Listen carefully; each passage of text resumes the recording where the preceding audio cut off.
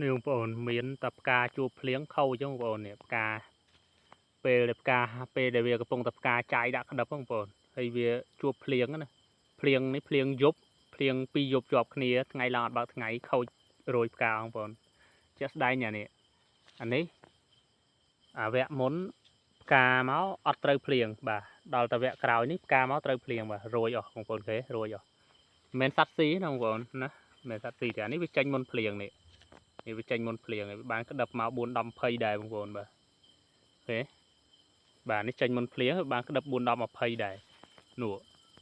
ដល់តែពេលអាក្តឹបតូចដែលវានៅក្នុងកញ្ចុំផ្កាខូចទាំងអស់បងប្អូនខូចទាំងអស់បាទអញ្ចឹងមានហានិភ័យណាពេលដែលចេញផ្កាកំពុងតែដាក់ក្តឹបស្រាប់តែជួបភ្លៀងបងប្អូនហានិភ័យខូចអស់បងខូចអស់បងប្អូនឃើញខូចអស់បាទមើលខាងលើអីបាទខូចអស់ហើយពេលខ្លះបងប្អូនច្រឡំថាសត្វស៊ីណាបងប្អូនតាមពិតមិនមែនសត្វស៊ីទេវាចេញមកវាជួបភ្លៀងបងប្អូនបាទឃើញក្តឹបទេមកតងក្តឹប2 3នេះប៉ុន្តែបើអត់ជួបភ្លៀងដោយវគ្គមុននោះឃើញផ្លែបងប្អូនឃើញផ្លែបាទអានេះវគ្គមុនភ្លៀងណាអញ្ចឹងចេញមកត្រូវភ្លៀងនេះយ៉ាប់ហើយមានហានិភ័យច្រើនបាទវាទាំងសัตว์ទាំងរយបងប្អូនណាទាំងសัตว์ទាំងរយសัตว์ក៏ស៊ីបំផ្លាញដែរបាទពេលយប់អានេះចេញវគ្គមុនបាទវគ្គមុនភ្លៀងវគ្គក្រោយនេះភ្លៀងបាទអញ្ចឹងបើយើងអាចស្រេស្រង់មើលទៅវាជាចំណេះដឹងមួយដែរបងប្អូនណាវាជាចំណេះដឹងមួយដែរថាពេលភ្លៀងខ្លាំងក៏ខូចដែរផ្កាមានណាបងប្អូនណា